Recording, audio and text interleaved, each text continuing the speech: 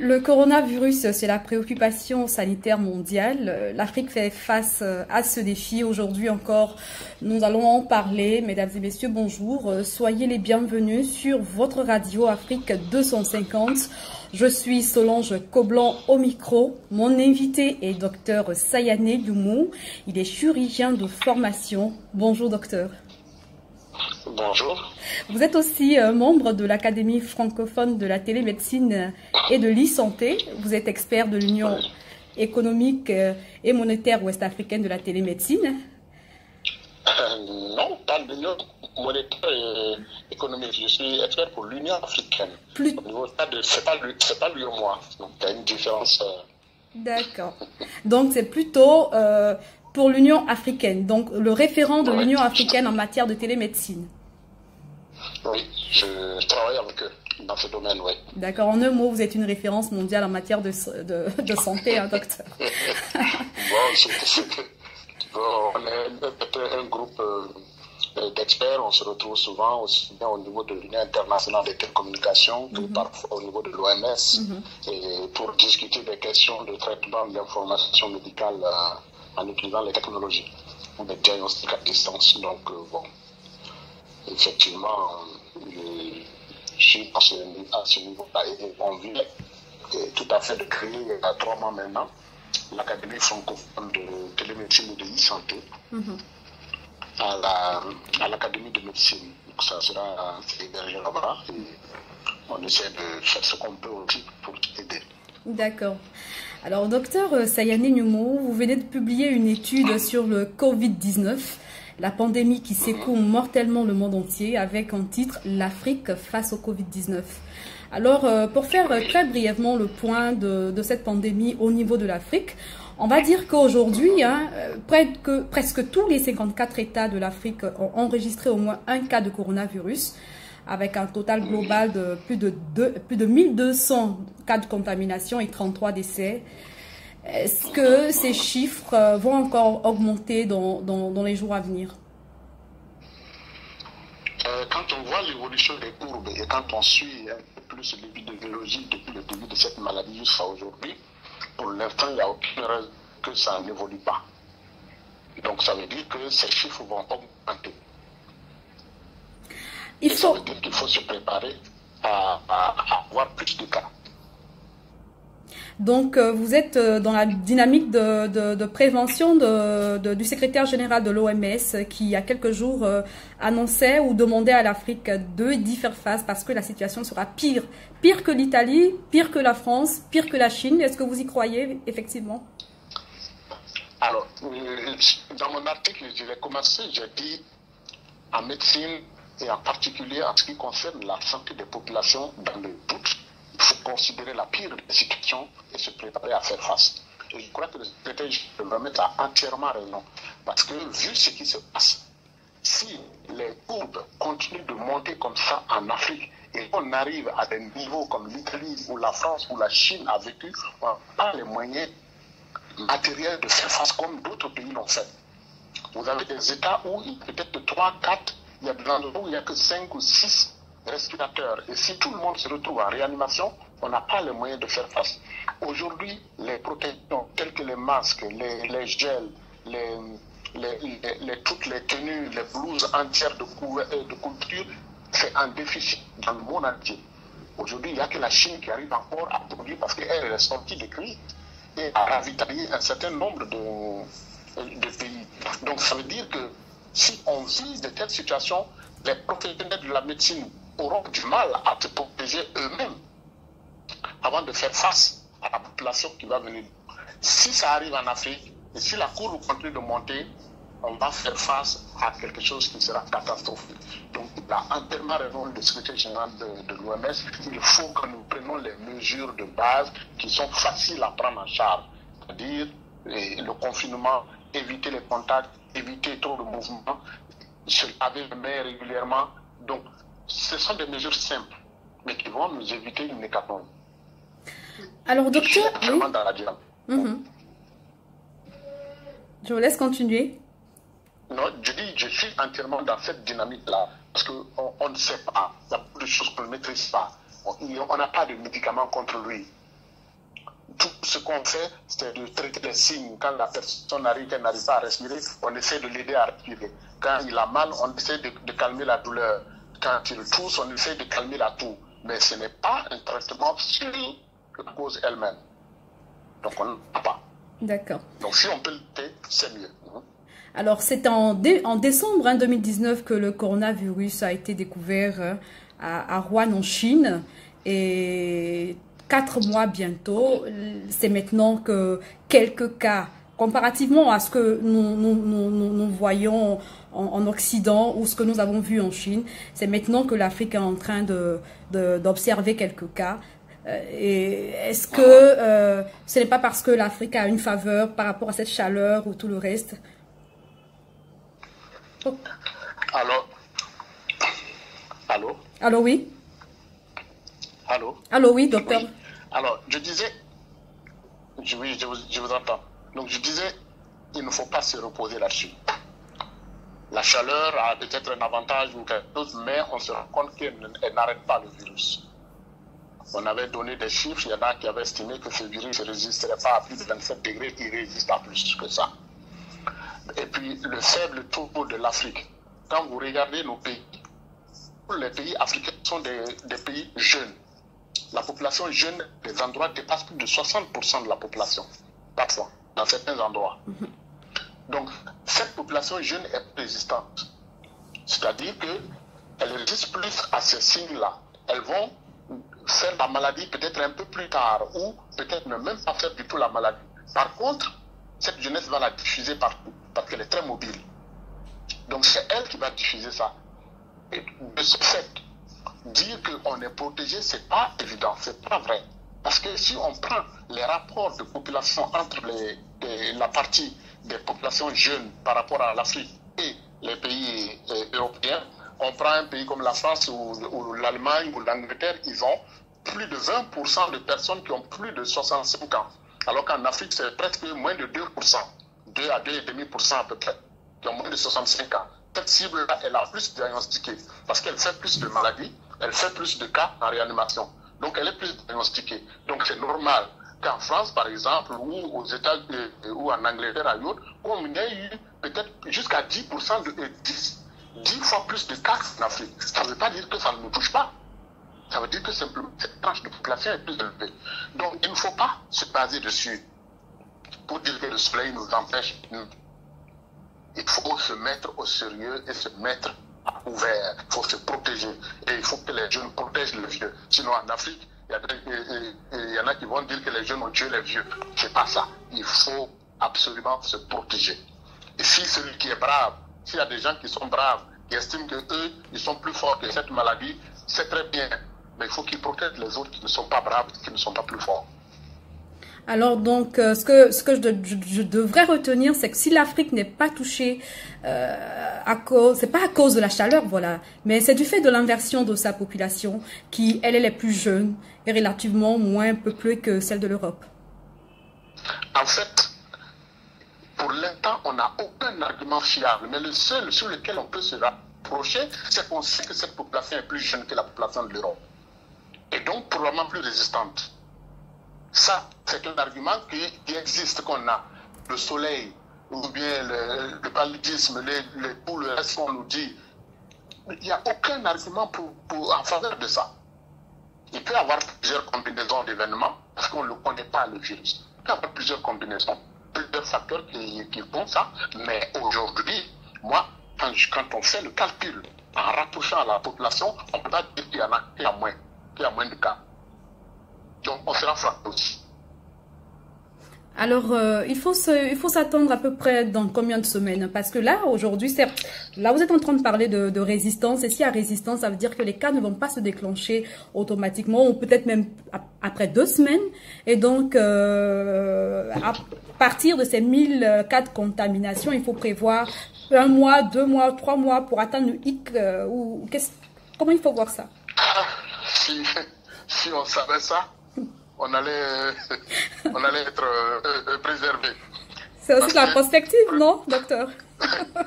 Oui, mais vous voyez, tout ce qu'on a réussi à savoir, c'est que les Chinois, c'est sur les bases de ce que les Chinois ont fait comme constatation. C'était entre 6 et 12 jours pour ne plus être contaminant quand on a le virus. Au bout de 6 à 12 jours, on n'est plus contaminant. C'est ça qui avait amené les États comme en Europe à ajouter 2 jours de plus et à proposer des confinements de 14 jours.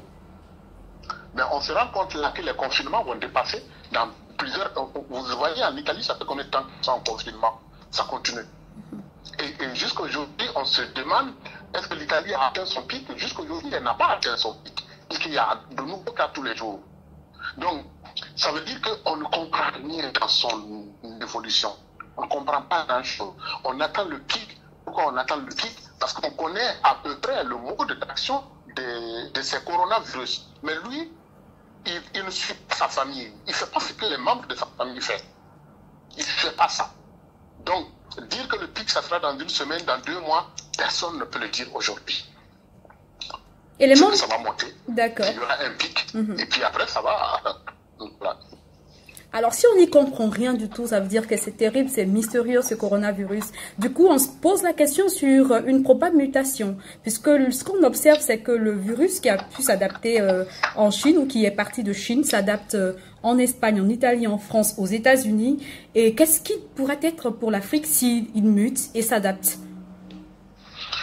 Alors, la mutation des virus, c'est dans leur... c'est dans leur gène, c'est dans leur fondement. Le virus, il change. C'est un peu comme vous allez dans un environnement où il fait froid, vous couvrez. Donc les virus, c'est ça, ils mutent tout le temps. C'est pour ça que les discussions sur le virus qui a été manipulé ou pas, on ne peut pas ni les affirmer ni les infirmer. Parce qu'il change jusqu'à sa constitution génétique en fonction de l'environnement où il se trouve. Maintenant, quand il y a cet environnement, on arrive à lui taper dessus de sorte qu'il n'y en ait pas suffisamment qui mutent ou suffisamment de filles, des mutants. À ce moment, on arrive à en finir. Mais s'il prend du temps, qu'il a le temps de muter et de faire produire des filles mutantes, à ce moment, on est perdu. Donc, aujourd'hui, en Afrique, il y a d'une part, quand ça a commencé en Chine, on ne pensait pas en France que ça va arriver. C'est arrivé en un temps record. Ensuite, c'est passé par, ça passe en Italie. Parce qu'il trouve que ça ne va pas tourner. On ne sait pas comment il tourne. On ne sait pas qui l'emmène. On ne sait pas comment il se bouge. Qu'est-ce qui prouve que l'Afrique ne sera pas la prochaine cible? Et si, c'est déjà la cible d'ailleurs, et si ça arrive en Afrique, qu'est-ce qui prouve qu'il ne va pas changer son comportement justement parce qu'il fait chaud? Changer ses gènes et être soit plus résistant, soit plus agressif, ou par chance moins agressif, parce que justement il tombe dans un environnement autre que celui qu'il connaissait. Donc c'est très difficile de prévoir comment il va agir. Mais il y a une chose qu'on sait, on sait l'éviter. C'est la seule chose qu'on sait, on sait l'éviter. Pour l'éviter, il ne faut pas le prendre. Et pour ne pas le prendre, il faut toucher quelqu'un qui en a. Il ne faut pas se rapprocher de quelqu'un qui en a. Il faut prendre les mesures d'hygiène habituelles. Se laver les mains tout le temps. Dès que possible, se laver les mains. Porter des gants, porter des masques. Ça, c'est des choses qu'on connaît. C'est ce qu'on fait pour l'éviter. Maintenant, quant à dire, on prévoit qu'il va arriver à tel endroit et qu'il est arrivé là-bas, voilà comment il faut faire et voilà comment les médicaments qu'il faut prendre pour ça là-bas, on n'en a pas pour l'instant. Alors, en matière de prévention, puisque c'est le point que vous abordez, qu'est-ce que vous pensez des mesures de nos États africains? Est-ce que ces mesures-là sont véritablement corsées pour freiner le virus ou est-ce qu'il y a à faire?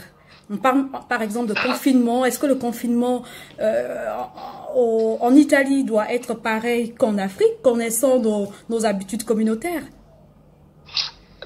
Le virus, justement, ce qu'il est en train de faire, c'est de tout bouleverser dans le monde entier. Bouleverser toutes nos habitudes, que ce soit social, économique, politique, il est en train de tout bouleverser. C'est quand même, c'est très grave. En Afrique, on doit partir d'un principe. Ce que les autres font pour l'éviter, nous, on doit faire plus.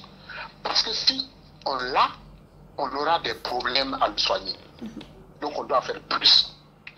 Je disais dans un des articles, j'ai dit qu'on est habitué au couvre-feu en Afrique. Avec tous les problèmes politico-militaires qui ont eu dans différents pays, il y a régulièrement des couvre-feux. Eh bien, il faut considérer qu'on est en couvre-feu. Il faut considérer qu'on est en couvre-feu. D'accord. Donc, c'est pas que les États sont trop, ils ne font pas trop. Parce que régulièrement aussi en Afrique, on a tout de suite dit, ah, c'est les politiques là, ils sont toujours en train de... Mais là, il faut sortir de ça. Ils n'en font pas trop. Peut-être même qu'il y en a qui n'en font pas assez. Parce qu'il faut en finir. Confinons-nous, prenons le temps que ça passe. C'est comme un ouragan. Quand l'ouragan arrive, vous vous mettez à l'abri là où vous pouvez. Quand ça passe, vous réparez les dégâts. Alors, est-ce que le confinement à lui seul peut résoudre ce problème? Non, mais c'est le seul argument qu'on a. C'est le seul moyen qu'on a aujourd'hui pour résoudre le problème. Alors, tout le monde le sait, il n'y a pas encore de médicaments contre le corona, même s'il y a des thèses qui annoncent qu'il y aura des médicaments ou des molécules qui pourraient guérir le Covid-19. Mais pour le moment, la vérité, c'est qu'il n'y a pas encore de médicaments sur le marché. Alors, est-ce qu'il faudrait, dans ce cas-ci, faire appel aux naturothérapeutes, aux tradipraticiens et trouver pour l'Afrique aussi un médicament qui pourrait... servir à l'Afrique et pourquoi pas au monde? Alors, au niveau médicament, il y a la chloroquine qui semble prometteuse, parce que bon, il y a eu quand même des gens qui l'ont utilisé, mais il n'y a aucune étude scientifique, c'est en cours actuellement. Actuellement, les scientifiques, tous les laboratoires de recherche sont en train d'étudier pour voir s'il est vraiment efficace et s'il vaut mieux l'utiliser entre bénéfices et des effets secondaires qu'il peut créer pour savoir si on peut l'utiliser ou pas. Donc, ça, c'est un espoir, et c'est un espoir qui n'est pas petit.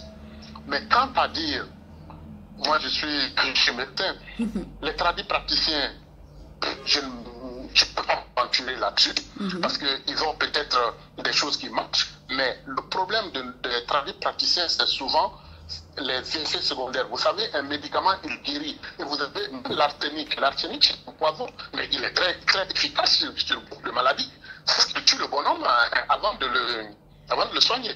Ou bien qu'il le tue en même temps qu'il le soigne. Donc, les substances, les médicaments, c'est d'abord poison. Tout médicament est un poison. Et donc, toutes les racines, les décoctions qu'on fait, traditionnellement, c'est des poisons. Et c'est le poison qu'on utilise pour extraire de ce poison-là la quantité minimale qui ne va pas tuer le bonhomme, mais qui va guérir la maladie. On étudie cette quantité et ensuite, sur la base de cette quantité minimale, quels sont les effets? Ça ne va pas le tuer, d'accord? Est-ce que ça ne va pas détruire le rein? Est-ce que ça ne va pas détruire le foie? Est-ce que ça ne va pas le rendre aveugle? Est-ce que ça ne va pas le rendre stérile? Donc, ce sont ces aspects-là qu'on enlève pour pouvoir en faire maintenant un médicament.